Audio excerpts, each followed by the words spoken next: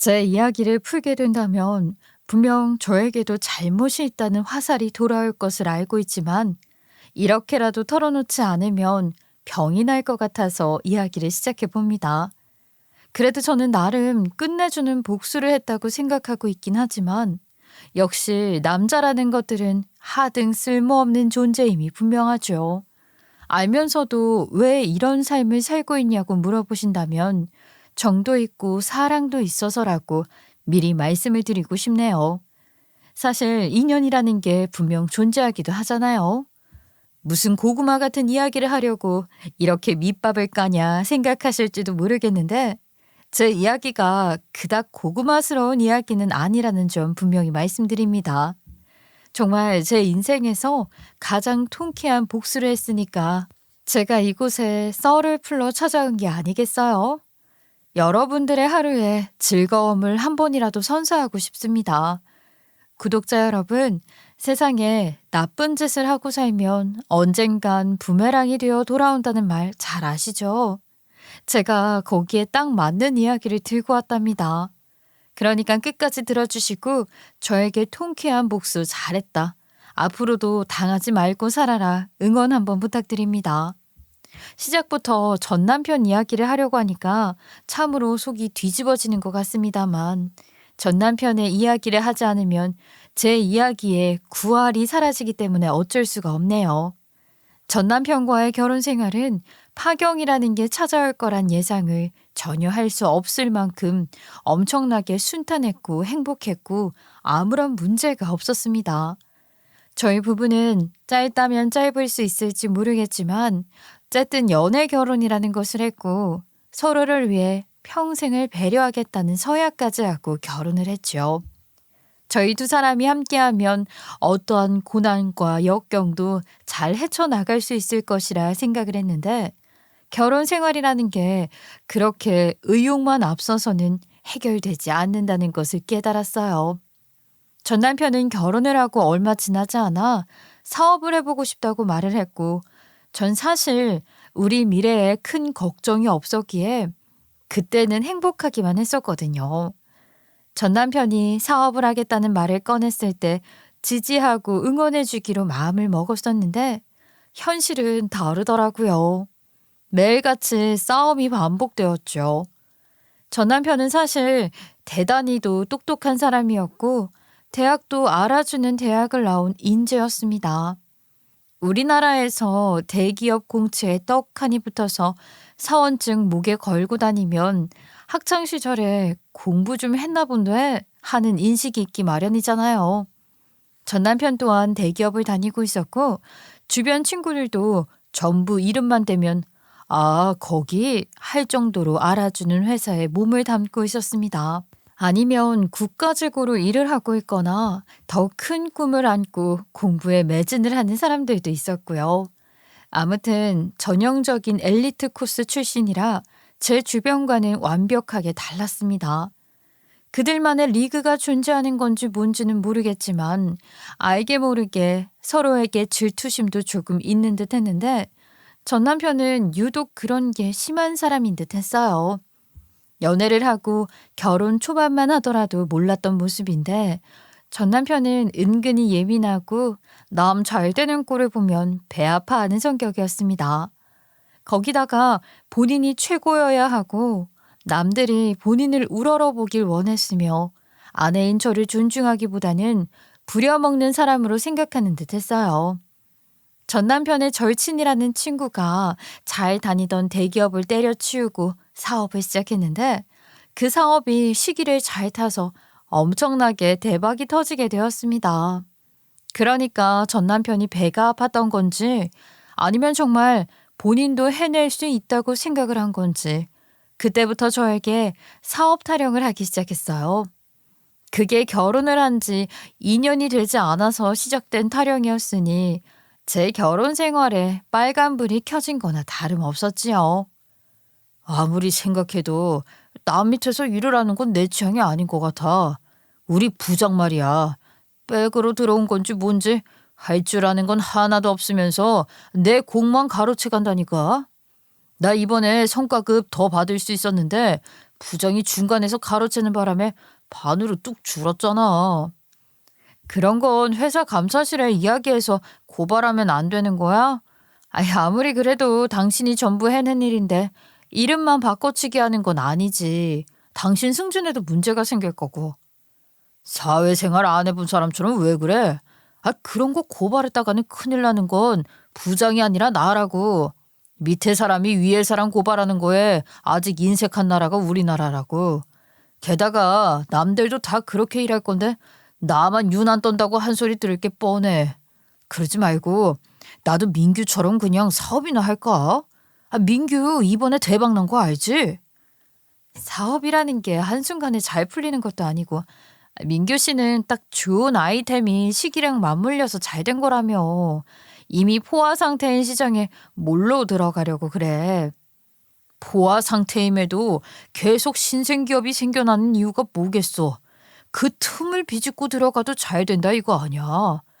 나도 다 생각이 있어서 그래. 당신도 내가 사장님이 되어서 떵떵거리면 얼마나 좋겠어. 처가에도 면이 살고 조카들 용돈 빵빵하게 주고. 그건 지금도 할 수 있는 일이잖아. 사업이라는 거 나쁘진 않지. 근데 실패를 할 경우도 생각해두고 움직여야 하지 않을까? 잘 다니던 회사를 그만두려고? 이왕 하기로 마음먹은 거 제대로 해봐야 하지 않겠어? 당신은 모르겠지만 나 엘리트 코스 밟은 사람이야. 명문대 졸업하고 대기업 한 방에 취직한. 나 같은 사람이 어디 흔한 줄 알아? 내 주변에 나 끼리끼리 지내니까 흔한 거지. 사업도 똑같은 거야. 발만 넓으면 잘 되는 거지 뭐. 내가 또 인맥 하나는 기가 막히니까 도움도 많이 받을 수 있을 것 같고. 어때? 나 한번 해보려고. 회사 생활이 너무나도 질리고 물린다면서 남들과 똑같이 살고 싶지 않다고 말하던 전 남편은 틈만 나면 저에게 사업을 하고 싶다고 말을 했고 저는 무척이나 지겨워해야 했습니다. 처음에는 전 남편이 원하는 대로 한번 하게 해주자 하는 마음이었는데 친정 식구들부터 제 친구들까지 사업이라는 게 그렇게 쉬운 일은 아니라고 하더라고요. 하고 싶은 대로 해봐 라고 말은 뱉었다가 서둘러서 주워 담고 하지 말라고 하니까 전 남편은 저에게 줏대 없이 이랬다 저랬다 한다면서 왜 못 믿어주냐고 하더라고요. 당신 말이야. 어디서 무슨 이상한 이야기를 듣고 와서 반대를 하는지는 모르겠는데 사람마다 다 성향이 있고 차이가 있는 법이라니까. 내가 대학 시절 별명이 뭐였는지 알아? 이 시대의 리더감이라고 해서 이대리였다고 이대리. 근데 그 별명처럼 만년대리로 남게 생겼으니 내가 속이 안 상하겠어? 전 남편은 꾸준히 저를 설득하려고 했고 제가 계속 민기적거리면서 반대 의견을 내비치니까 나중에는 제 말을 듣지 않더라고요. 그냥 하루아침에 사표를 내버리더니 사업을 하겠다고 하면서 신나게 인맥 관리한답시고 밖으로 싸돌아다니고 술만 처먹고 들어오고 하는 생활을 반복했어요. 그나마 제가 일을 하고 있었으니까 생활은 어찌어찌 유지가 되었지만 전 남편이 벌어오는 돈이 꽤 되었기 때문에 생활비에 구멍이 나는 건 순식간이었죠. 거기다가 퇴직금 받은 것은 사업하느라 쓰겠다면서 꽁꽁 묶어두고 풀지를 않으니까 저는 맨날 생활비를 줄이기 위한 자린고비 생활을 해야 했습니다. 저와 전 남편 사이에서 아이가 없었으니까 망정이죠. 아이까지 있었으면 정말 꼼짝없이 전 남편의 노예가 되어서 살 뻔했지 뭐예요. 매일 사업을 위한 자리다. 이렇게 하지 않으면 될 것도 망치게 되는 거다 하면서 술을 마시러 다니는 개차방 같은 놈 때문에 너무나도 힘이 들었어요. 저는 시들게 전 남편의 흉을 볼 수도 없고 그렇다고 친정에 말을 하자니 제 얼굴에 침 뱉는 것 같고 속으로만 끙끙 앓아야 했어요. 여보, 언제까지 이렇게 술만 먹으러 다니고 놀러만 다니면서 시간을 보낼 생각인 거야. 사업을 한다고 했을 때도 불안했지만 지금 모습은 정말 아닌 것 같아. 나 혼자서 우리 부부의 삶을 다 책임지고 있는 것 같은 기분이 든다고. 당신이 남편으로서의 역할을 하는 게 없잖아. 사업을 휘뚜루마뚜루 준비하면 되겠어? 이게 얼마나 큰 돈이 걸린 문제인데 당연히 차근차근 준비를 해야지.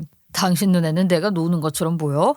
이게 전부 사업 성공한 사람들 쫓아다니면서 노하우를 전수받기 위해서 노력하는 거야. 아유, 아무것도 모르는 사람이 왜 자꾸 훈수를 두려고 그래? 전 결국 더 이상은 안 되겠다 싶어서 시댁의 이야기를 슬쩍 흘리면서 전 남편이 다시 마음을 다잡을 수 있게 도와달라고 요청을 했지만 역시 팔은 안으로 굽더라고요. 그걸 왜 우리한테 해달라고 하니? 아니, 너는 애가 그런 거 하나 못해서 우리한테 부탁을 하는 게 말이나 되는 소리니? 네 남편 아니니? 우리 아들이 그리고 얼마나 엘리트인 줄 몰라서 그래? 키우면서 손 한 번 안 가던 애다. 스스로 모든 걸 너무나도 잘 해내는 아이였다고. 그러니까 그냥 냅두면 알아서 대성할 아이다 이 소리야. 그렇게 지켜만 봤더니 맨날 술만 마시러 나가잖아요. 저희 부부 사이에 아이가 없으니까 망정이지. 제가 혼자 벌어오는 걸로 생활하고 있잖아요. 그거 좀 번다고 유세를 떠니 우리 아들이 술 마시러 나가는 게 전부 다 돈 벌어오려고 하는 일인데 응원은 못 해줄 망정 돈 가지고 잔소리나 하고 말이야. 우리 아들이 잘 되면 뭐 우리 아들만 좋겠니? 너도 다 좋은 일 아니겠냐고. 그깟 푼돈 몇 개월이면 다 돌려주겠구만. 이전 시모에게 말을 해봐야 싸우기 바빴기 때문에 저는 오히려 말을 아끼는 것이 제 신상에 더 도움이 되는 일이라고 생각을 하게 되었죠. 이전 시댁에 말을 해봐야 스트레스만 받았으니까요. 전 남편은 오히려 제가 스트레스를 받아야 할 때마다 통쾌했는데 그 꼴도 참 보기 싫었어요. 부부 사이라는 게 서로를 의지하고 서로에게 도움이 되어야 하는 건데 이건 뭐 서로를 갉아먹기만 하는 사이가 되었으니 좋을 게 뭐가 있겠어요. 얼굴만 마주쳐도 으르렁거리기 바쁘니까 전 남편과의 결혼 생활이 재미가 없고 힘들기만 하더라고요. 우리 아들 뒷바라지나 잘하라 이 소리야. 우리 아들이 다 생각이 있어서 하는 행동이라고. 우리 아들한테 스트레스 그만 주고 너는 네 일이나 잘해라. 내 좀 팍팍 해주고 기도 좀 살려주고 말이야. 남들은 다들 자기 남편 잘 되라고 열심히 기도도 하고 응원도 해준다는데 넌 뭘 하고 있는 거야?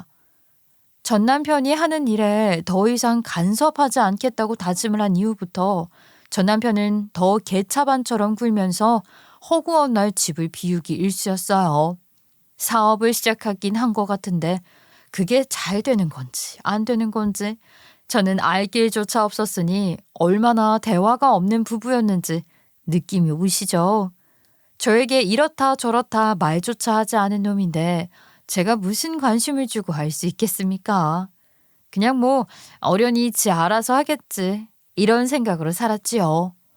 그냥 허구한 날 술이나 처마시고 다 사업 잘 되라고 접대하는 거라 변명하는 전 남편의 말에 그런가 보다 하고 관심조차 주지 않았어요.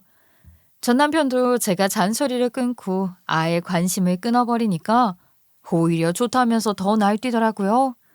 게다가 저도 직장에 다니고 있는 현대사회에 찌든 인간이었기 때문에 너무나도 일상이 바빴고요. 이전 시댁에서는 우리 아들 하는 일에 간섭하지 말라고 하니까 더 할 말이 없더라고요. 완전히 단절되어 버린 부부였으니까 전 남편 사업장 이름, 주소 이런 것도 전혀 몰랐다니까요. 딱 이름만 부부였던 사이였죠. 그렇게 2년이라는 시간이 지난 어느 날 전 남편은 저에게 아주 호들갑을 떨면서 큰일이 났다고 이야기를 하더라고요. 평소에 대화라는 걸 하지 않고 같은 집만 사용하는 하우스메이트 같은 느낌이었는데 갑자기 저에게 말을 걸어서 솔직히 좀 놀랍기도 했어요. 무슨 일인데 그렇게 호들갑을 떨고 그래? 누가 보면 가족이 큰 봉변이라도 당한 사람처럼 말이야. 식은땀은 왜 이렇게 흘려?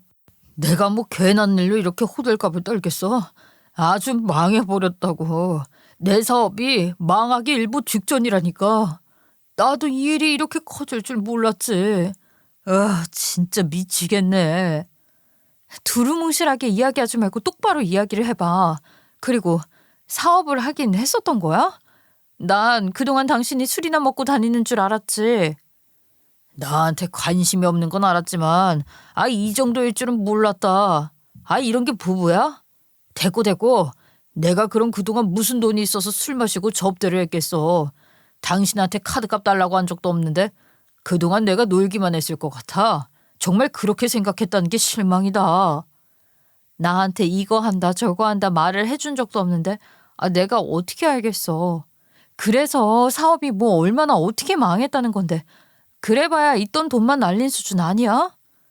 그렇게 가벼운 거였으면 내가 당신한테 굳이 말도 안 꺼냈겠지. 있는 돈 없는 돈 다 긁어 모아서 쏟아부은 것도 그렇고 우리 부모님 노후자금까지 털었다고. 뭐? 그렇게 크게 사업을 했었는데 그동안에 나한테 말 한마디도 안 했다는 거야? 난 당신 무슨 생각하고 사는 건지 그걸 더 모르겠네. 당신이야말로 이제 와서 나한테 왜 말해? 뭐 내가 가진 돈이라도 내놓으라는 거야?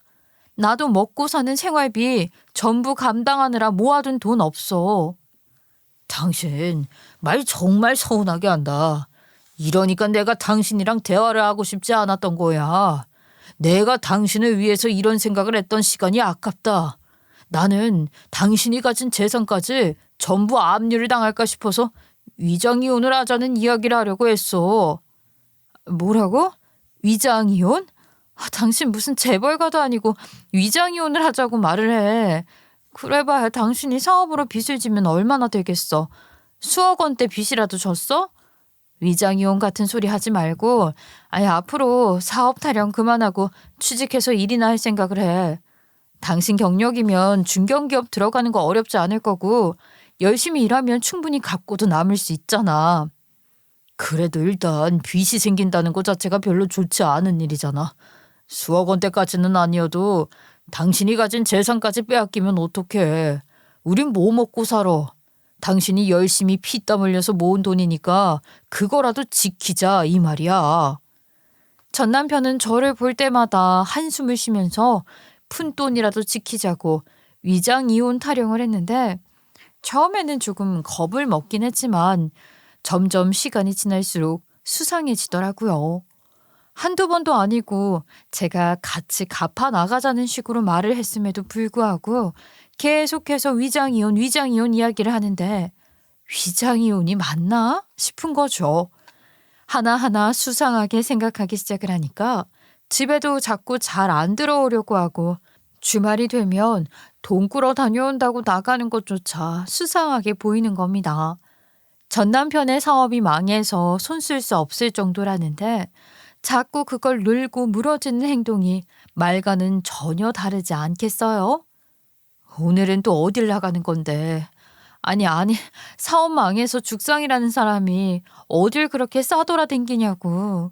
나는 당신 행동이 전혀 이해가 가질 않아. 한 푼이라도 더 벌어서 어떻게든 해결하고자 하는 내 노력은 보이지도 않은 거야? 어디 지방 노가다 현장이라도 가서 일이라도 해야 빚을 갚지. 내가 이렇게까지 당신 돈 지켜주려고 노력을 하는데 위장이혼조차 하지 않으려는 당신이 더 이상해. 아주 글쎄 기가 막혀서 코가 나올 지경이더라고요. 자기 몸을 얼마나 끔찍하게 생각하는 사람인데 지방까지 가서 노가다를 뛰긴 뭘 뛰겠어요.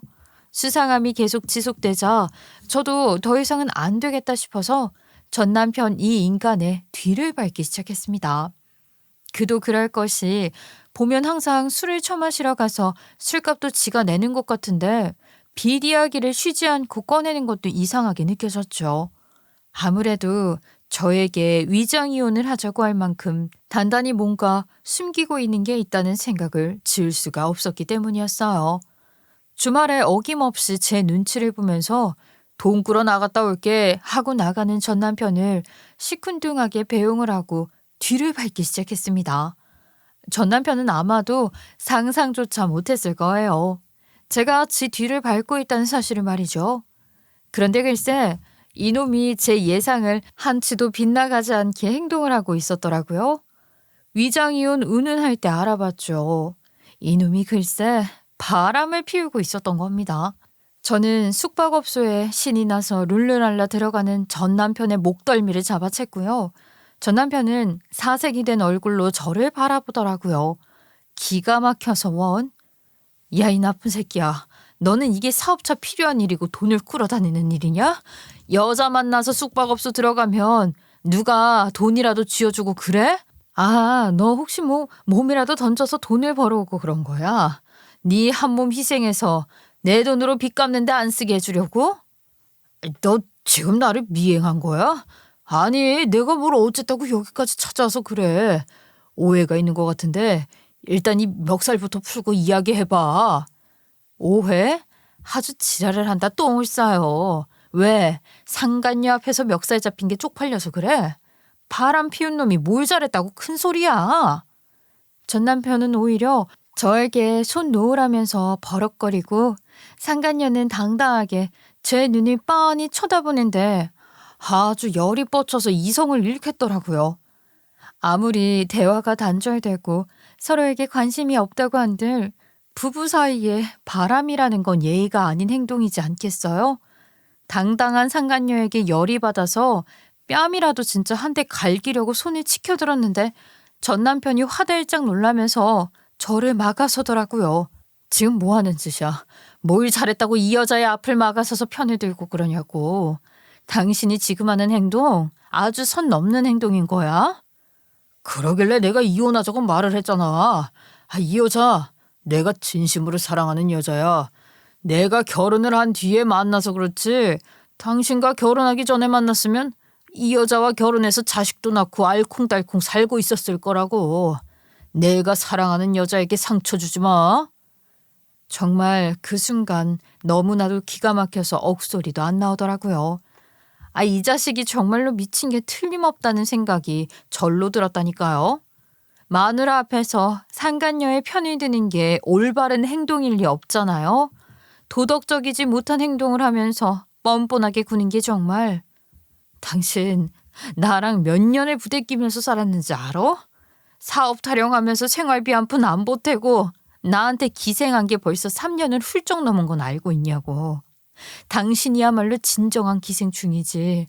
내 돈을 지켜주고 뭐가 어쩌고 어째? 바람 당당하게 피우려고 나를 속이려고 했던 행동이었다는 걸. 사람들 다 보는 앞에서 쪽팔리게 이게 무슨 짓이냐고. 내가 솔직하게 말했잖아. 나 이 여자를 사랑한다고. 당신이랑은 더 이상 못 살겠다고. 바람 피운 놈이 당당하게 그딴 말하는 게 더 쪽팔린 짓이라는 걸 왜 몰라. 너네 두고 봐. 내가 아주 아작을 내줄 테니까 그런 줄 알아. 우린 이미 끝난 사이나 다름없잖아. 당신도 나 같은 인간이랑은 더 이상 못 살겠다는 식으로 행동해놓고 이제 와서 왜 이러는 건데. 그냥 깔끔하게 이혼하면 다 해결되는 거 아니냐고. 우리 제발 이혼하자. 전 남편은 저를 붙잡고 이혼하자고 애원을 하는데 제가 누구 좋으라고 이혼을 해주겠어요? 절대로 이혼만큼은 해주지 말아야겠다 다짐을 했죠. 전 남편이 원하는 모든 일을 그르치게 만들고 싶었고 제가 할 수 있는 유일한 복수는 그 둘을 불륜으로 남게 만드는 것뿐이라고 생각했습니다. 저기요. 저 자식 정말 쥐뿔도 없는 놈인 거 알면서도 만나는 거 맞아요? 사업병 걸려서 이리저리 술이나 처먹으러 다니는 한량인 거 알고 있냐고요. 그쪽도 참 보는 눈 없다. 한 번 바람 피운 놈이 두 번은 안 피울 줄 알아? 너네 잘 되는 꼴 내 눈에 흙이 들어가도 못 봐. 아, 그래요? 저야 모르죠. 그냥 저는 지금 오빠 만나서 너무 행복한데요? 지저분하게 질질 끌지 마시고 이혼해 주시면 서로 행복할 수 있잖아요. 사랑에 눈이 먼 연놈들이란 지들이 하면 아주 로맨스인 줄 아는데 저에게는 그저 더러운 불륜, 그 이상도 이하도 아니었습니다. 전 남편은 저에게 불륜을 들킨 이후로 꾸준하게 이혼을 하자고 요구를 했고요. 이제는 대놓고 상간녀를 만나러 나갔지만 저는 죽어도 이혼만큼은 해주지 않겠다고 버텼죠. 매일같이 전 남편의 얼굴을 볼 때마다 너네는 더러운 불륜, 그 이상도 이하도 아니다 하면서 버티고 또 버텼습니다. 그 과정에서 저도 많은 상처를 받았고 회복되기 어려울 만큼 마음이 피폐해졌지만 피눈물을 삼키면서 참아냈죠. 전 남편은 제가 1년이라는 시간 동안 이혼해주지 않고 버티자 나중에는 아예 집을 나가서 상간녀와 함께 살림을 차렸더군요. 그 사실을 알았을 때 저는 얼마나 분노에 가득 찼는지 너무 화가 나니까 오히려 차분해지는 걸 느끼게 되었습니다. 전 남편이 저에게 돌아오길 바라서 참아냈던 것은 아니었어요. 전 오로지 복수 하나만 마음에 품고 살았습니다. 그들 사이에 아이라도 생기길 바라면서 말이죠. 그래야 제가 이혼을 해주지 않는 이유가 완성이 되는 것이나 마찬가지였으니까요. 제 호적에는 죽어도 올려줄 생각이 없었으니 아이가 생기면 완벽하게 그 둘의 사이를 갈라놓을 수 있을 거라 생각을 했죠.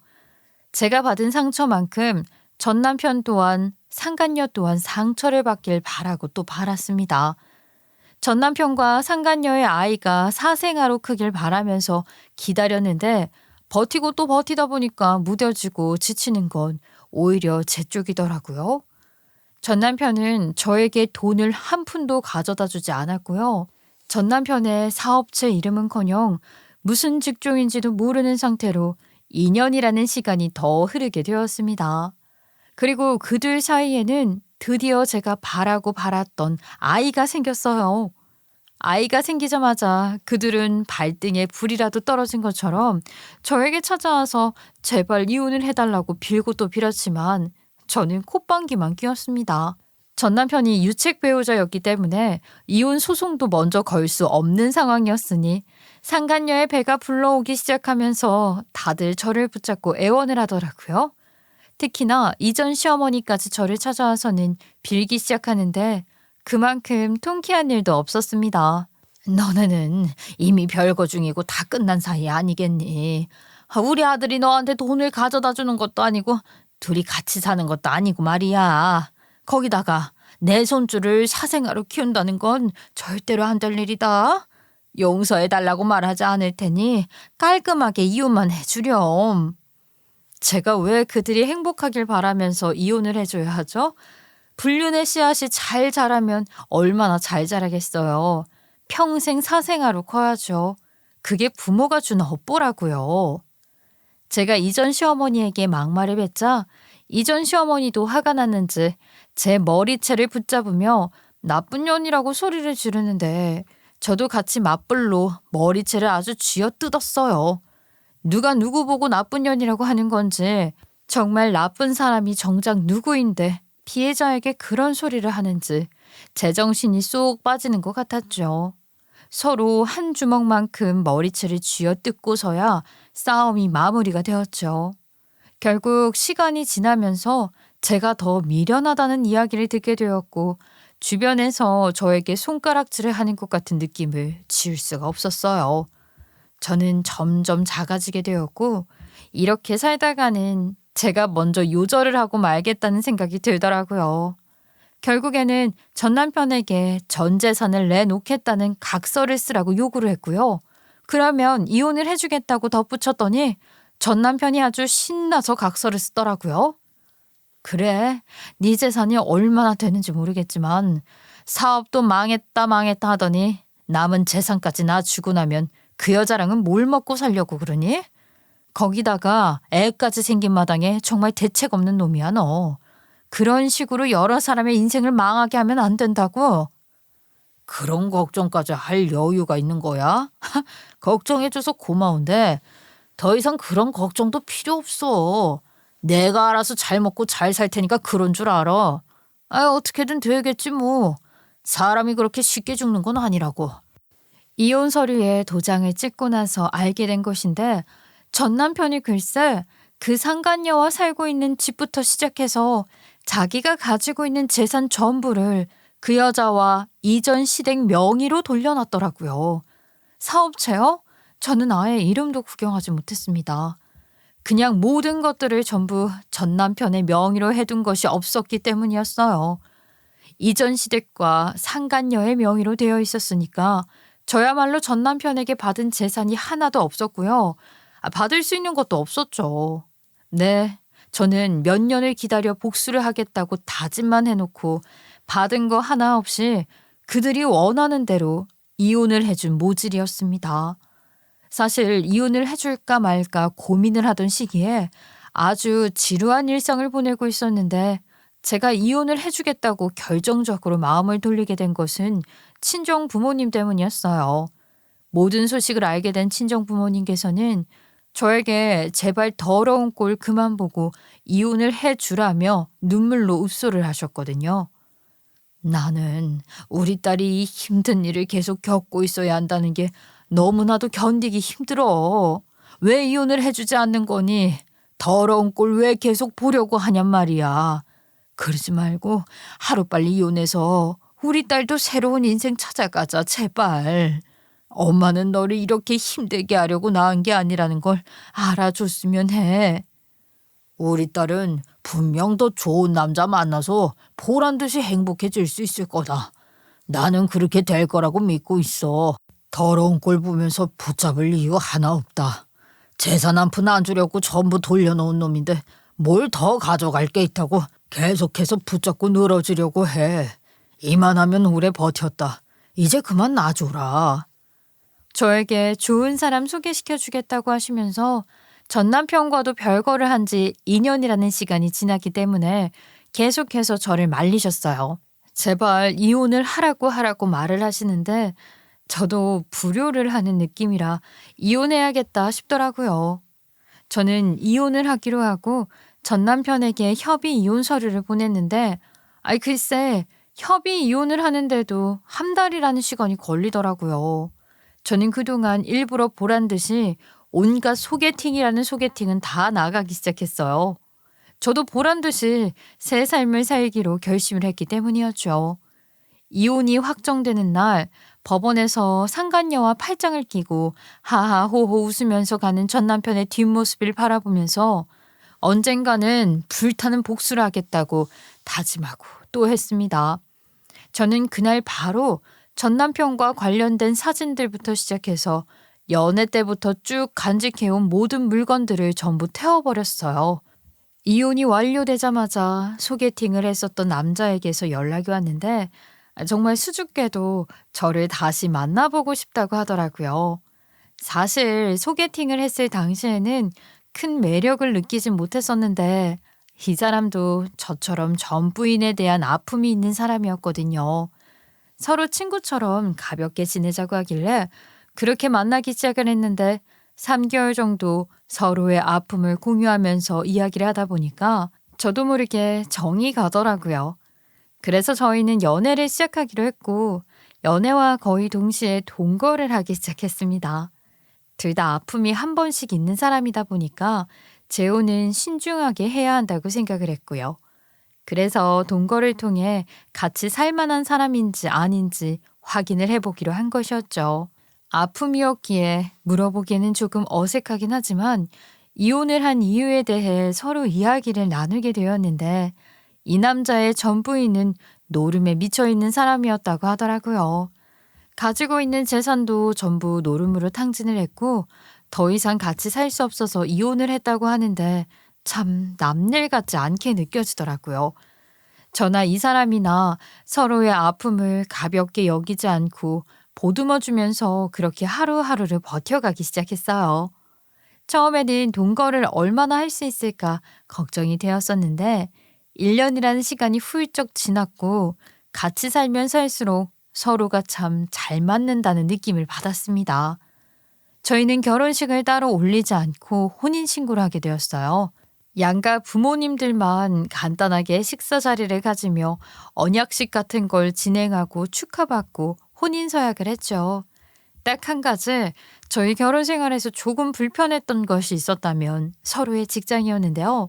저는 쭉 다니던 회사를 다니고 있었기에 적응이 잘 되어 있었어요. 하지만 남편은 스타트업 회사에 다니고 있었는데 3년째 재직 중임에도 불구하고 승진이 안 된다고 하더라고요. 우리 대표가 워낙 기운파인 사람이라서 눈치를 잘 보고 행동을 해야 하는데 내가 눈치가 없어서 그런지 너무나도 회사 생활이 힘들어. 대표가 대놓고 나한테 핀잔을 주니까 같은 팀 동료들도 나를 은근히 피하는 느낌이 들고 말이야. 우리 남편은 살짝 곰 같은 면이 있었거든요. 저는 혹시 이 사람도 사업 이야기를 꺼내는 것이 아닐까 긴장을 했지만 그럴 생각은 없다고 딱 잘라 말하더라고요. 저는 뭐 사업병만 생긴 게 아니라면 다행이다 하는 마음으로 조금 더 버텨보다가 아닌 것 같으면 이직을 하라고 말을 했어요. 배추가 맛있을 계절이 다가오면서 김장철이 되었는데 남편 얼굴에 아주 근심이 가득한 게 아니겠습니까? 평소에 그래도 방실방실 잘 웃고 다니는 사람인데 며칠째 입꼬리가 내려가 있는 것이 일이 생긴 것 같다는 기분에 물어보았죠. 요즘 들어서 얼굴 낯빛이 왜 이렇게 안 좋아? 회사에서 무슨 일이라도 있어? 또 대표라는 사람이 당신에게 뭐라고 한 거야?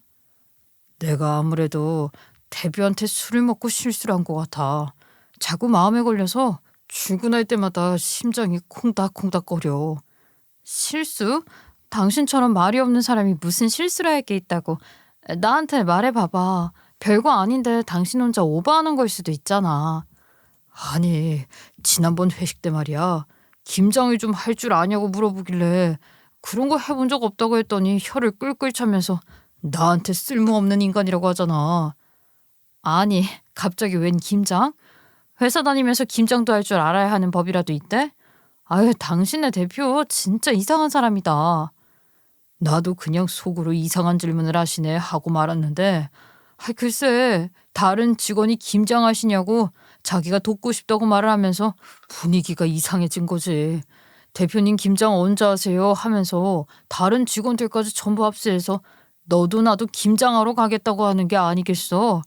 우리 회사가 스타트업 회사라 직원이 10명도 안 되는 곳인데 대표가 글쎄 제일 먼저 손들고 김장하러 가고 싶다던 사람한테 너 승진 당첨 이러는 거야. 나만 이상한 사람 됐잖아. 아, 나는 계속 이야기를 하지만 당신이 그 회사에 계속 다니고 있는 이유를 모르겠어. 그냥 지금이라도 다른 회사로 이직하면 안 돼? 나도 그러고 싶은데 이 회사에서 배우고 싶은 게 많아서 그래. 나한테는 일하는 것도 꽤 잘 맞고 대표만 아니면 참 좋을 텐데. 속으로 대표가 그 모양인데 뭘 배울 게 있겠냐 싶었지만 남편이 자기 성향과 일머리가 잘 맞는다고 하니까 더는 말을 못했죠.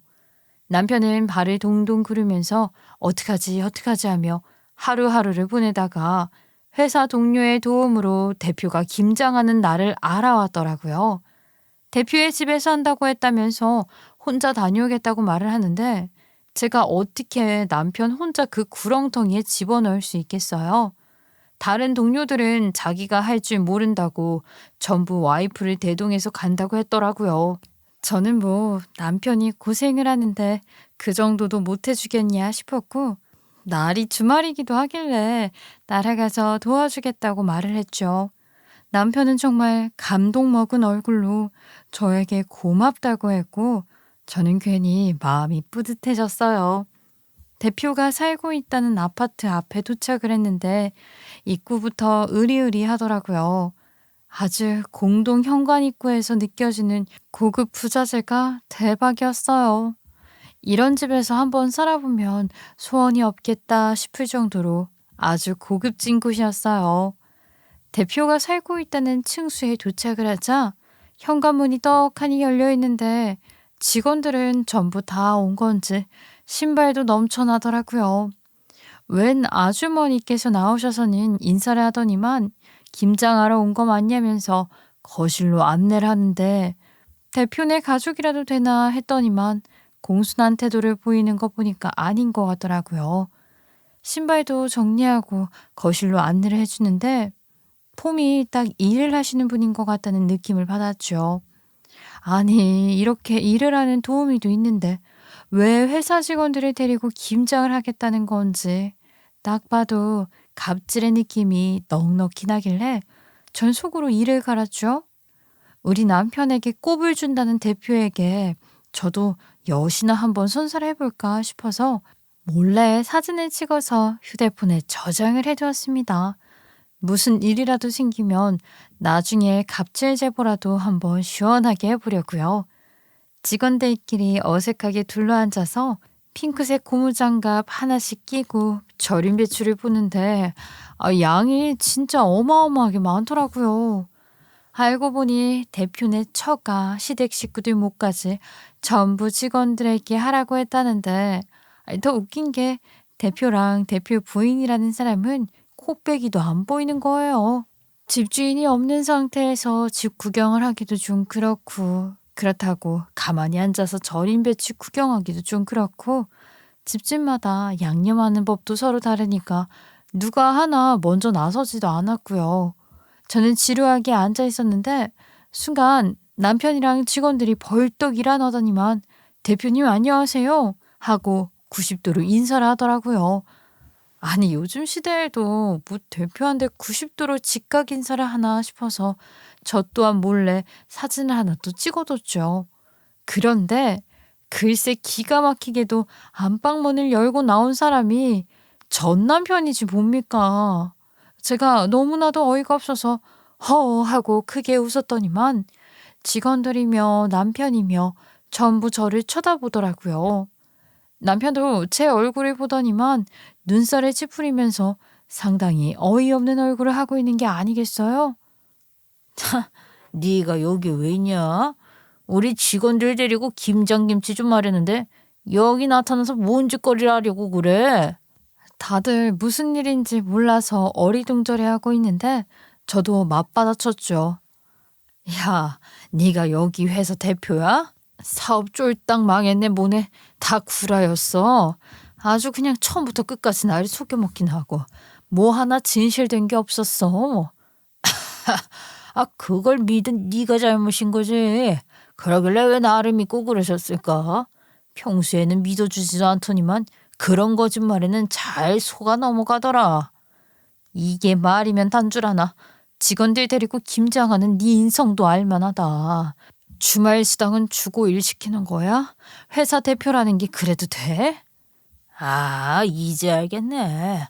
네가 여기 왜 있는지. 김대리 재혼한 부인이 이 여자였어? 내가 어쩐지 김대리 얼굴 볼 때마다 쎄하더라고. 김대리, 너 해고야? 눈치도 없는 게 마음에 안 들었는데 저런 년이랑 사는 너를 어떻게 직원으로 받아? 당장 나가. 김장 할 필요도 없어. 당장 김치에 침이라도 뱉으면 어떡해. 나한테 억하심 좀 가득한 년인데. 당장 나가라고 소리를 치는데 직원들 앞에서 수치심도 들고 어이가 없어서 남편을 끌고 나와버렸어요. 회사 당장 때려치라고 이딴 회사 다닐 필요도 없다고 말을 하면서 끌고 나오는데 전 남편이 뒤통수에 대고 깔깔 웃더라고요. 저한테 어디 제주껏 살아보라고 말을 하는데 너무너무 화가 났습니다. 그 인간의 집을 나오자마자 남편에게 저 인간이 내 전 남편이었다고 말을 하니까 남편이 화들짝 놀라는 게 아니겠습니까? 이런 우연이 어디에 있냐면서요. 솔직히 저도 많이 놀랐죠. 쫄딱 망한 줄 알았던 사업이 저리 승승장구 되고 있었으면서 저에게는 재산 한 푼 안 주고 내쫓은 거 아니겠어요? 그런데 그때 전 남편이 저에게 썼던 각서가 떠올랐습니다. 저는 다음 날 남편이랑 같이 당당하게 전 남편이 운영하는 회사에 출근을 했는데 직원들이 전부 놀란 눈으로 저희를 이상하게 쳐다보고 있더라고요. 전 남편이 또 뭐라고 자기 변호를 한 건지 모르겠지만 개소리를 직원들에게 씨부른 게 틀림없다는 생각을 하게 됐죠. 대표실 문을 딱 열고 들어갔더니만 전 남편이 시큰둥한 얼굴로 저에게 여기는 왜 왔냐고 물어보더라고요. 전 바로 본론으로 들어가야겠다 싶어서 전 남편이 전 재산 다 주겠다고 했던 각서를 들이밀었습니다. 이거 이혼할 때 썼던 그 각서? 이혼한 지 벌써 시간이 얼마나 흘렀는데 이게 다 무슨 소용이냐? 이런 거 믿고 있는 네가 멍청한 거지. 깔깔거리면서 웃는데 저도 가만히 당하고 있을 사람은 아니지 않겠어요? 지금 실컷 웃어도 이게 전부 다 증거가 될 테니까 한마디로 네 인생은 이제 끝난 거나 다름없다 이 소리야. 두고 봐. 내가 얼마나 이를 갈고 있었는지 똑똑히 보여줄 테니까. 그동안은 그 상간녀랑 사생아가 될 뻔했던 네 자식이랑 아주 행복했지? 그 행복도 이제 끝이다. 아이, 뭘 믿고 그렇게 당당한 건데. 그깟 종이 쪼가리로 내 인생을 망하게 할 수 있을 것 같아. 넌 정말 하나는 알고 둘은 모르는구나. 재산 분할 신청은 말이야. 이혼하고 2년이라는 기간이 존재하거든. 그 안에만 신청하면 받을 수 있다는 뜻이야. 우리가 이혼한 지 얼마나 됐는지 계산은 되니? 못할 것 같아서 말해주는데 이혼 도장 찍고 딱 1년 10개월밖에 안 지났더라고. 전 남편은 그 말을 듣자마자 무척이나 당황해 하더라고요. 저는 그 말을 끝으로 시원하게 웃으면서 전 남편 사무실 근처에 있는 이혼 변호사 사무실을 찾아가 재산분할 소송 걸겠다고 말을 했습니다. 위자료 청구도 하고 그때는 경황이 없어서 포기했던 상간녀 소송도 같이 준비를 하겠다고 하니까 변호사도 분주하게 움직여 주시더라고요. 전 남편이 저에게 쓴 각서에는 지장에 인감에 사인까지 다 있었고 전부 법적 증거로 사용 가능하다는 소리를 듣고 나니까 어찌나 신이 나던지 얼굴까지 환해졌어요. 변호사의 재산분할 신청이 가능하다는 이야기에 바로 소송을 걸었고 전 남편의 재산이 저랑 혼인관계 당시에 쌓았음을 인정받기까지 시간이 오래 걸리지도 않았습니다. 거기다가 전 재산을 다 주겠다는 각서도 있지 않겠어요?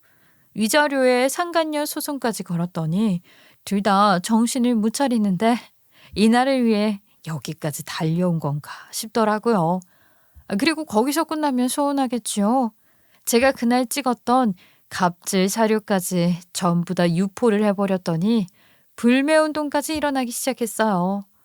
전 남편 사업에 관심이 없었기 때문에 전혀 몰랐었는데 육아용품 관련된 사업이었거든요. 아이를 키우는 사람들이 그런데 얼마나 민감하게 반응하는지 다들 아시잖아요?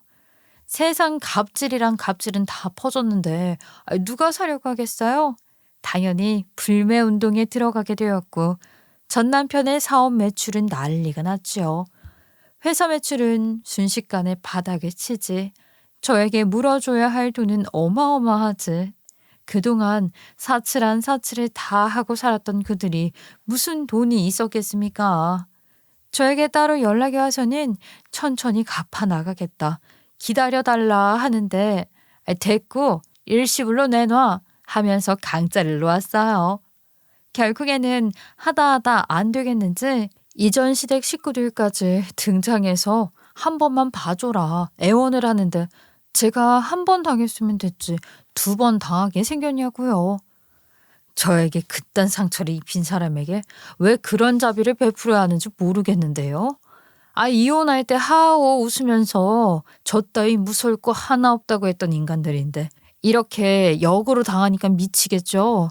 가진 거 전부 빼앗길 것 같으니까 이제 와서 어떻게든 제 마음을 돌리고 싶은가 본데 그렇게는 못 해줍니다.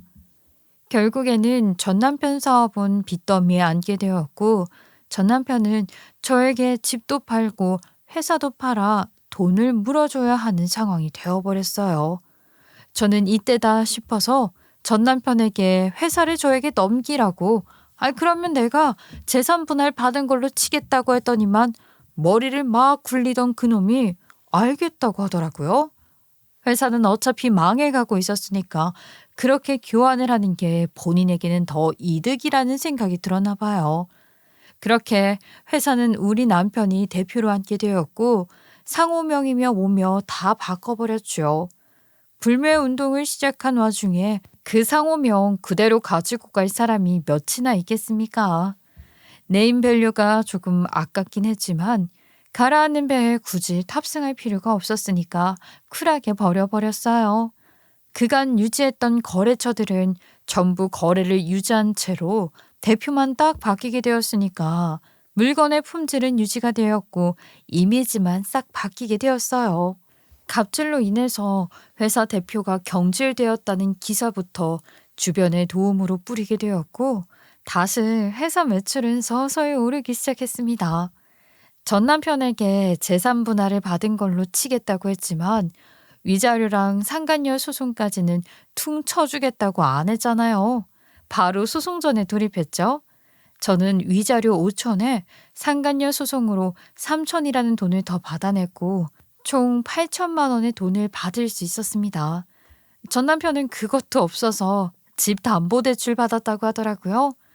직장이 없는 백수가 되었으니까 어쩔 수 없지요. 지금은 뭘 먹고 사는지는 모르겠지만 저 때문에 집안이 망했다고 아주 난리를 치고 다니는 것 같더라고요. 그러든가 말든가. 이전 시댁 식구들이 사무실에 찾아와서 우리 남편한테 난리를 치고 내 전화번호 내놔라. 날 가만히 안 두겠다 협박을 했다고 하더라고요. 그러라지 뭐 누가 무섭나요? 지들이 할 수 있는 일이 하나도 없다는 걸 너무나도 잘 알고 있었거든요. 우리 남편이 곰 같아도 성실한 거 하나는 끝내주거든요. 자기 사업이라고 생각하니까 하나하나 열심히 하는데 정말 옆에서 절로 응원의 목소리가 나오더라고요. 지금은 저도 옆에서 남편 사업 뒷바라지 열심히 해주고 있고요. 다니던 회사 잘 다니면서 사는 중입니다. 전 남편 집안은 글쎄요. 궁금하지도 않아요. 이제 저는 모든 상처를 씻고 제 미래만 생각하면서 살 테니까요. 하마터면 속 터질 뻔했던 제 인생 이야기지만 이렇게 또 역전이 된 것 같아 겸손한 마음으로 살아가려고 합니다. 이런 제 이야기를 함께 들어주셔서 너무 감사드립니다. 다들 건강히 안녕히 계세요.